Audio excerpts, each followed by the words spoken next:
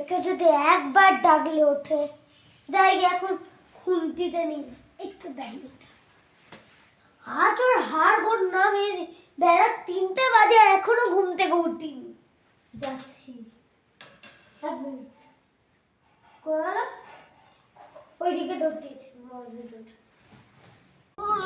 সকাল সকাল লাগছে, আমার পছন্দ না এইগুলো। যাই দেখি আবার কেন ডাকছে। শুনতে পাস না? কটা বাজে ঘড়িতে?